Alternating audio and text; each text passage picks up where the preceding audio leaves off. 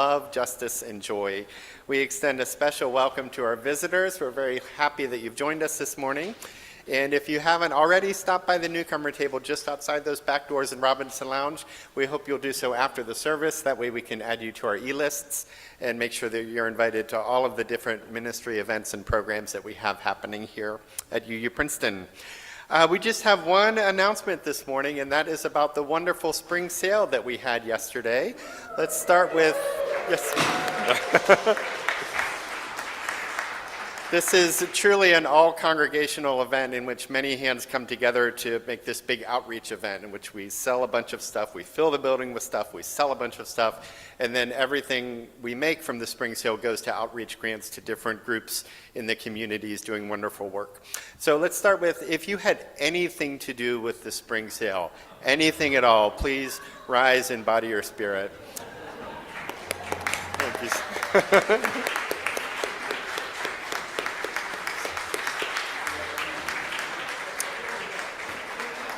Thank you all so much for helping with the spring sale, and thank you for coming to church the day after spring sale. That's a big ask as well. This is often a light Sunday in our liturgical year. The sale was very, very successful. We raised, right now it looks like somewhere in the mid-30s or so, $30,000 or so. All the money has to sort of be reconciled, but it raised a lot of money this year. And again, that will all go out the doors to help different groups in our communities doing wonderful work, whose work aligns with our values. So thank you for making that ministry happen. Thank you for coming together and making this spring sale happen again this year. And once we have some more final information about everything, we'll be sure to share that with you. And now, with open minds and loving hearts, with yesterday's wisdom and tomorrow's promise, let us worship together this hour in peace and in unity.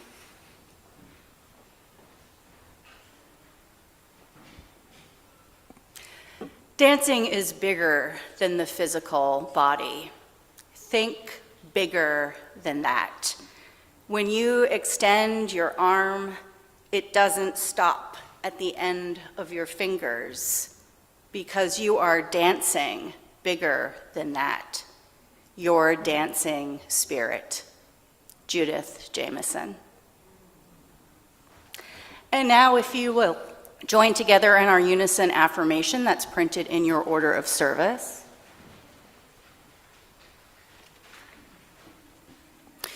Let joy make a home in this flesh. When we hear the music, send the beat to restore us, bass pulsing through us and in us, connecting us to one another. Let all our movement be a holy signal that we are still here, alive, and in rhythm. If you look in the back of your order of service, you'll see a paragraph about Millstone River Morris, a dance team in Princeton that's been dancing for over 35 years. And most years, they're so generous as to come dance as part of our worship services here at UU Princeton. So we're very pleased to welcome Millstone River Morris.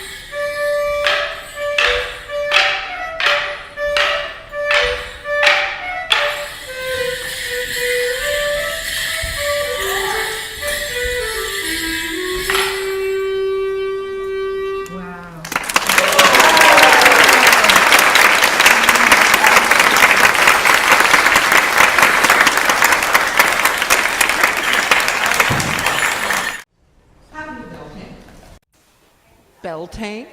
Yes, Beltane.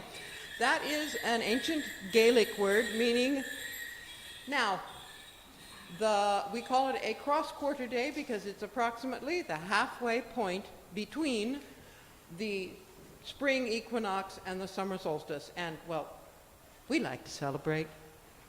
So, we will need dancers. Alice will be in charge of making sure everyone is appropriately attached to a ribbon, or holding a ribbon, or something like that. We often have 2 people per ribbon. So, come forward, dancers, please. Dancers, come forward, please.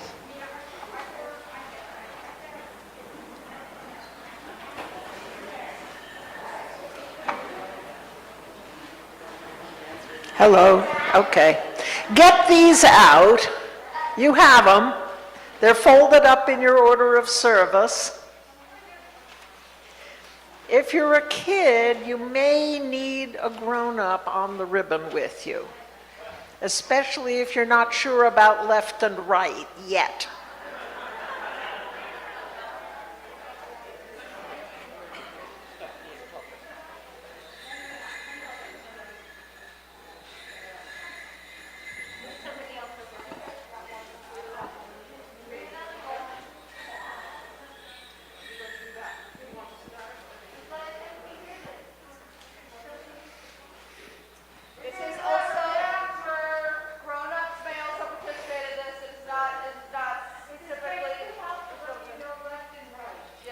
Maybe we can borrow a child?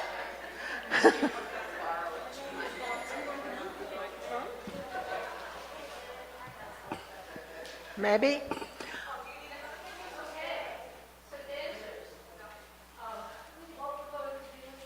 Sure.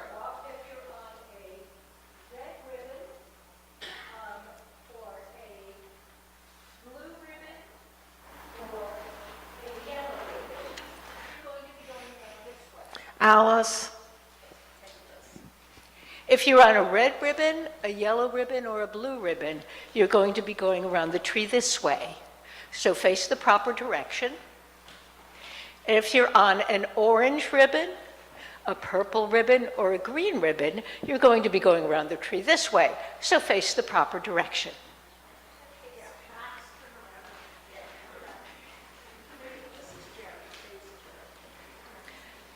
Do you see, you see the person who's facing the same direction as you are ahead of you?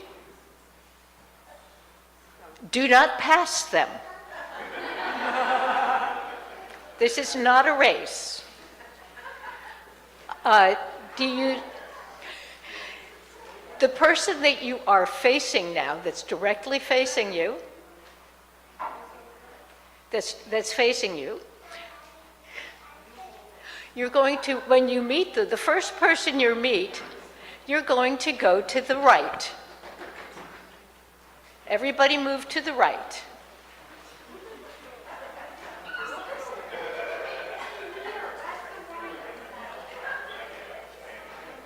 Then you will pass by them. All right. Wait. Hang on. I think we've got a situation over here. Okay. Judy? Okay. We might have to. Here, Alice, you. No, I have to do the ribbon. No, I just think for a second while I go, just tell people to go in different places. Hold my ribbon. All right. I'm facing this way. You're facing that way. All right. You guys, are they good as a pair like that? It looks like they. No, I'm. Uh-oh. Well, we're With somebody else, and this Are we just gonna do it? yeah. Well, we've got an even number, so it's very fine.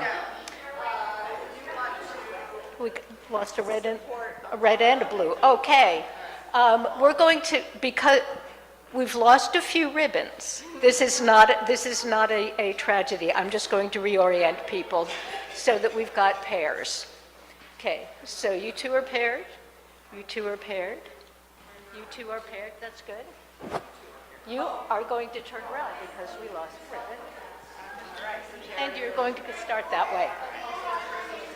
Okay. Now, so start by the person you're facing, move to your right and go past them. Now you're facing a new person. Go to, not a race. Move to the left and go past the person you're facing now. And just keep doing that, friends. We will sing for you. So the people who are dancing are probably not going to sing all the words, but everybody can sing the little chorus which goes, "Blessed be, bright Beltane is here again, here again." You know that song.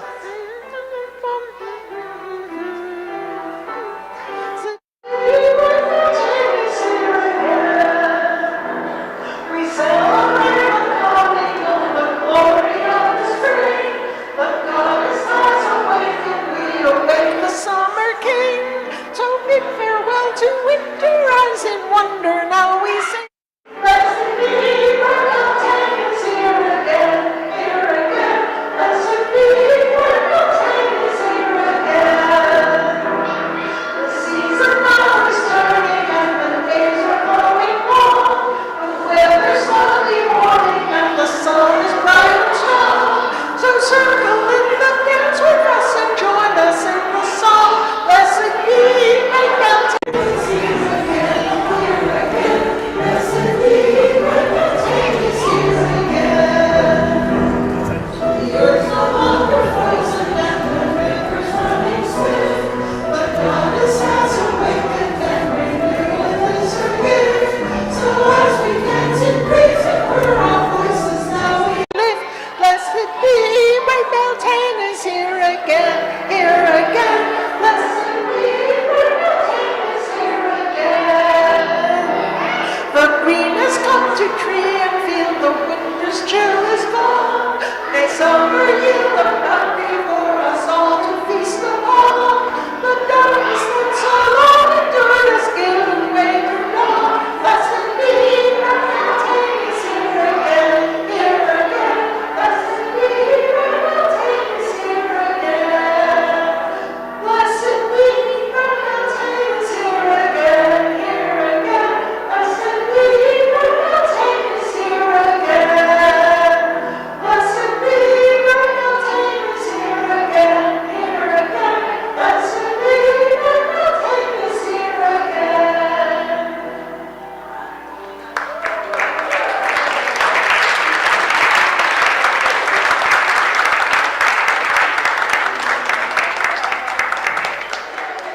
And now we're going to read what's at the bottom of your page in unison. The weaving is done, the May has begun, so reach the air and touch the ground and greet your neighbors all around. Blessed be.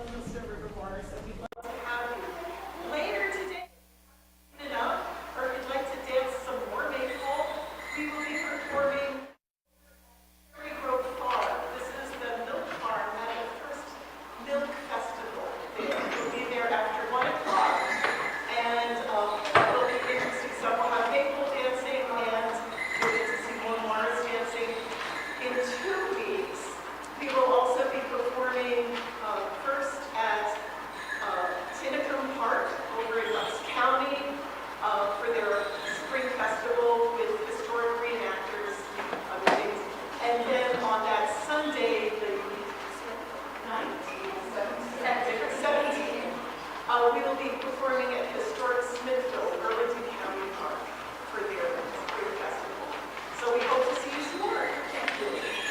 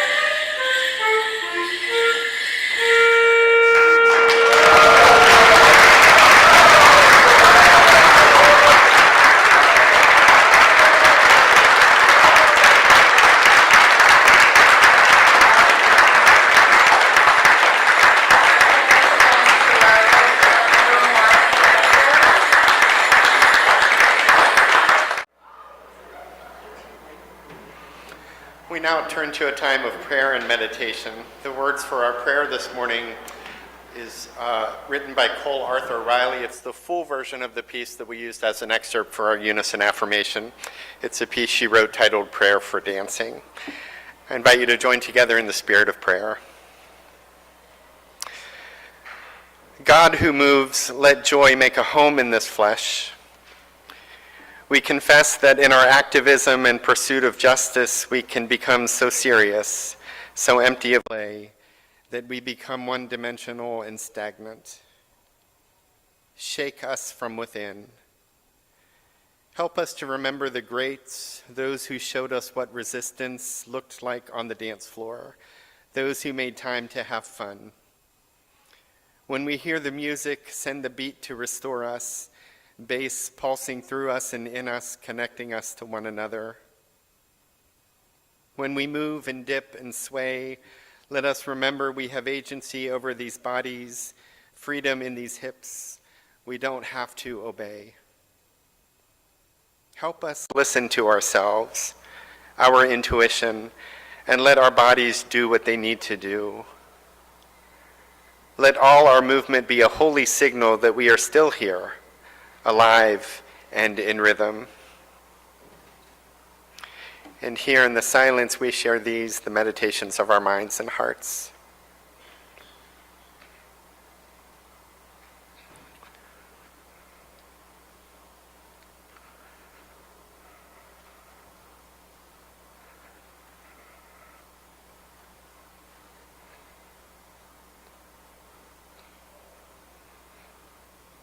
May it be so, and amen. Our first reading this morning is an untitled poem by Kathy Ann Poulton.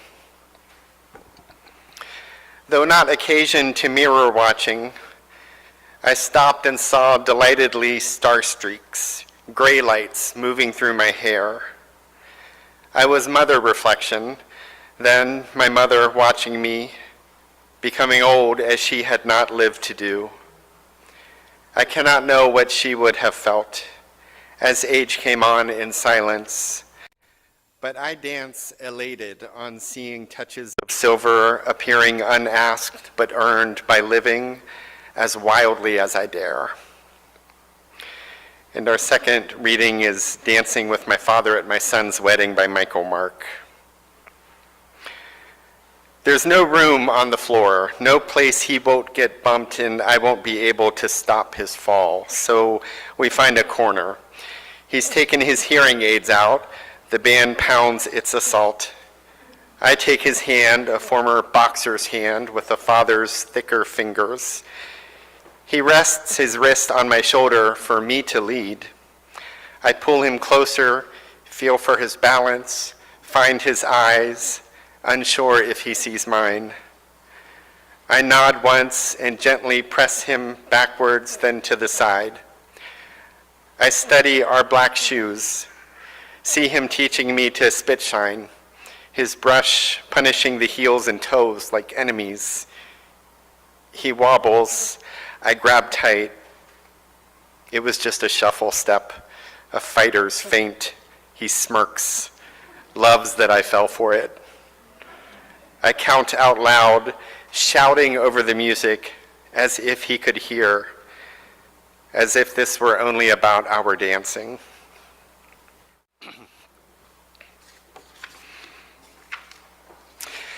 Few things struck the fear of God in me in middle school more than square dance lessons.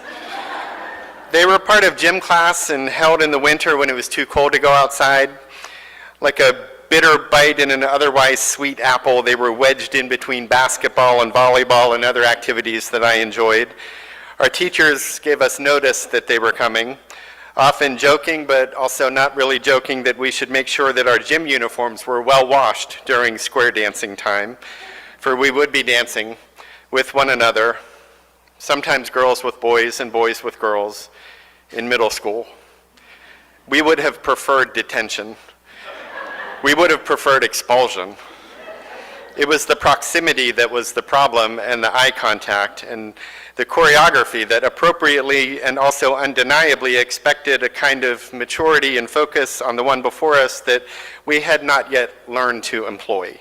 We were too mystified to be mature, too confused to be calm, too self-conscious to be sober-minded, and thus the 50-minute hour of square dancing was an exercise in just getting through it. Ostensibly, it was meant to teach us things about groups and following instructions and relying on one another. It was meant to get us moving around in different ways. The hidden teaching was about comfort with the changing natures of our changing selves in relation to other changing selves. Middle school is a time of rapidly changing selves. But the real lesson was, let's just get through this and look forward to playing volleyball. The boys, we were more theatrical in our disdain of the lessons, probably because most of us were secretly much more interested in them. Our stage-ready disdain was often based in attraction. The girls seemed more soldierly about it, kind of disinterested really in the boys and in the lessons, but on occasions when the girls could dance with each other, they seemed to have fun square dancing. It was like the middle school dances that we'd have on a couple of Friday nights throughout the year. A DJ, streamers, cookies and big bowls of chips, teachers standing along the wall keeping an eye on things, and a dance floor full of girls laughing and having fun, dancing like crazy, with the boys standing around talking and acting bored but obviously quite interested. We were all learning about ourselves and one another and the bodies that house us. The point really wasn't square dancing. It was keeping company with one another. It was moving to a common beat in, as best we could, similar manners so that there was space and a place for everyone. It was graded not on proficiency any more than an 80% free throw rate got you a better grade than a 40% free throw rate. The grading was on participation and effort, which was usually not a high hurdle in gym class. It was in square dancing though, or it seemed that way. Later on, I would come to see dancing itself as associated with a kind of holy joy, but that actually came through church, of all places. Around the same time in Presbyterian Sunday School, we were talking about the movie Footloose, the original one with Kevin Bacon, the good one, which centers on a city boy moving to a conservative country town that bans dancing in the name of the Bible. He loves dancing, and so most of the movie is about he and his friends, including his love interest, whose father is the pastor who preaches against the dancing, getting the town to let them dance at their prom. As part of a public meeting about it, he quotes the Bible in support of dancing. King David dancing before God in one of the books, and he mentions an instance of dancing in the Psalms. There are many of those, and more references throughout the many books of the different versions of the Bible that speak of people dancing in joy before the holy, dancing as a celebration of sacred life, dancing out of sheer gratitude and joy for being and being together in the company of the holy, dancing because sometimes the body just wants to take over, because sometimes there really aren't any words, because the energy of life is of, but not solely of, the mind. It's of the flesh. It's also embodied. It moves like everything else in the universe, from the blood in our veins to the stars that are thousands and thousands of years away from us. They move, they dance, they float and spin through space just like us. The 20th century Bengali poet and Nobel Prize winner Rabindranath Tagore praised this sense in words that are included in the back of our gray hymnal when he wrote, "The same stream of life that runs through my veins night and day runs through the world and dances in rhythmic measures. It is the same life that shoots in joy through the dust of the earth in numberless blades of grass and breaks into tumultuous waves of leaves and flowers. It is the same life that is rocked in the ocean cradle of birth and death in ebb and flow. I feel my limbs are made glorious by the touch of this world of life, and my pride is from the life throb of ages dancing in my blood this moment." Tagore connects his life, his body, and the energy flowing therein with that of the entire universe. He calls it all a dance, in which he dances his part along with everyone else. Kevin Bacon did not quote Tagore in Footloose. That probably wouldn't have done much to make his case in that town. Nor did he mention that one of the manifestations of the Hindu deity Shiva is known as Shiva Nataraja, commonly translated to Lord of the Dance, a phrase that forms the center of the hymn that we'll close the service with in a few. Shiva Nataraja's dancing is associated primarily with creation, but also with destruction and the ongoing regeneration of life. Dancing in that sense is part of celebrating new life and honoring the passing of life and bringing a world that mindfully blends both into being. There's a sense that all is to be appreciated in this cosmic human dance. And the dance sort of lives that cycle of Shiva Nataraja, for a dance starts and then ends and then starts again. And how a dance starts and ends is important. Those first few steps set up everything to come, and the final both reflect what happened and, in terms of legacy, they set up the next dance to come. For we dance while we can in our ways, and all that becomes part of a much larger dance that is all of life, for all time. Our beats are brief, but they're also eternal, for they started long before us and will go on long after us. This brings to life ethical imperatives, for if we live as part of a much larger dance, how we live affects everything in that dance. Our dance impacts the dance, and so our steps should be mindful, our mistakes honest, our patience endless, our choices sound, and our practices generous. Maybe that was the point of square dancing in middle school. If we didn't follow the instructions, we'd all just crash into each other. Whereas if we all just did as we should and watched out for each other, the dance might not be great, but our mistakes would be fewer and would be kind of funny, and we'd end up being closer to each other. None of that was what Kevin Bacon said either, although perhaps one could infer it from his speech. But when we talked about that scene in Sunday school, one of the teachers said the important thing was that that dancing was for the Lord. It wasn't for each other. That's what makes biblical dancing okay, and secular dancing not. So she said Kevin Bacon was wrong. This was heresy to us. Before we could freak out, the other teacher said, though, that in learning to dance with each other, we learn to dance for the Lord. So Kevin Bacon was right. You dance alone, you dance with others, and you get good at it before you dance for God. That subverted the pending rebellion. But I thought then and think now that God isn't looking for good dancers, just people who dance in joy, in sadness, in exultation and lamentation, awkwardly, fluidly, stumbling or gliding. The dancing is not a product to be sacredly sold. That's what we do. We live market lives, but the holy welcomes everyone in all of our gifts to the table. The dancing there is an expression of that which makes us human, of the energy that brings us to life, of the breath and body and mind that unite to form these beings, among so many other, that is unexplainedly alive and free and able to love.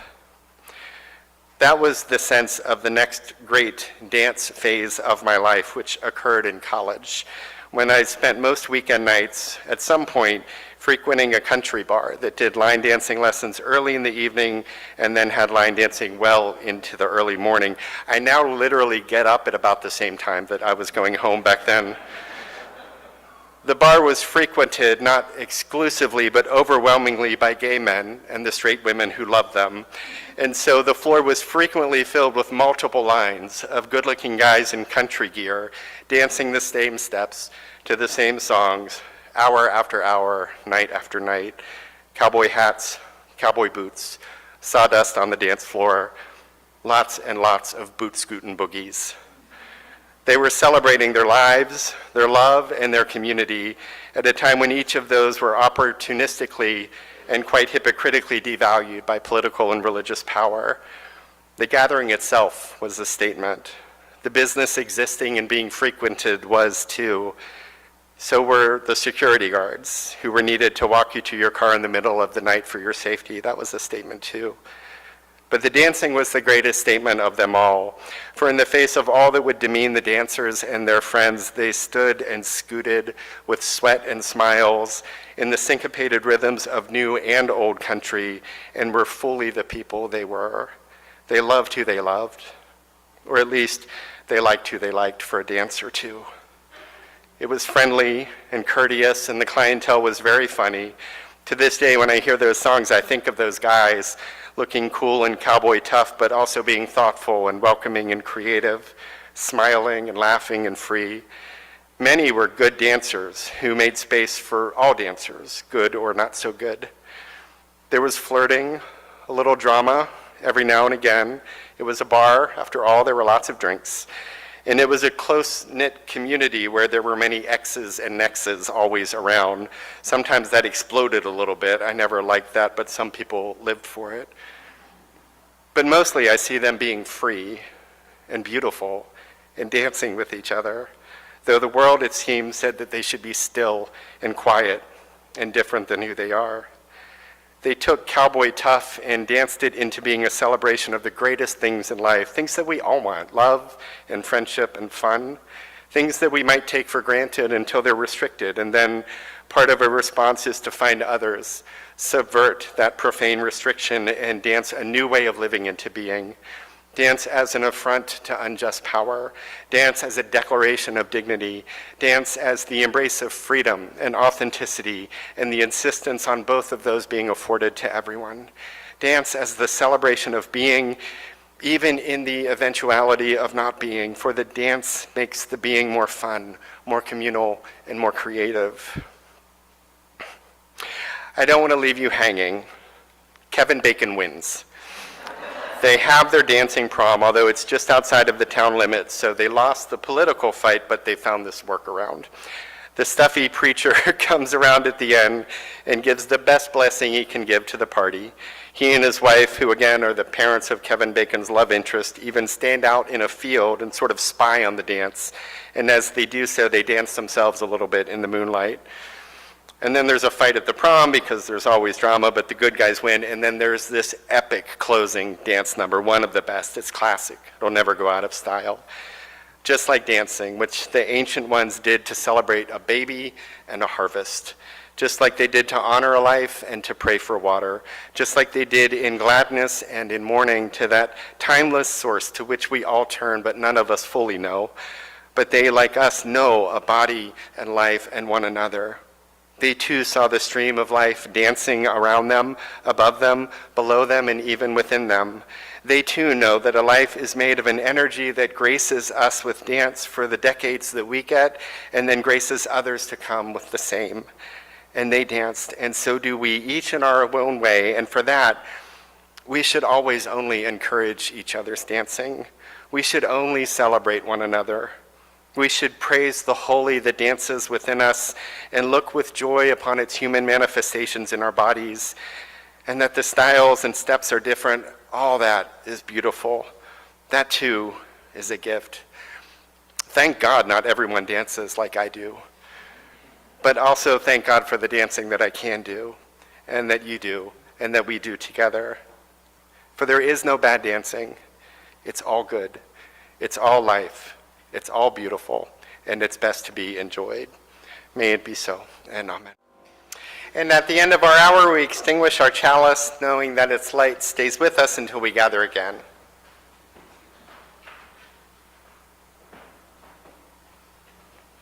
Go forth grateful for the moments before you, the breath within you, the people among you, and the Spirit guiding you toward lives of love and kindness. And go forth knowing that you are held always and always with everyone else by that great love of no beginning and never ending.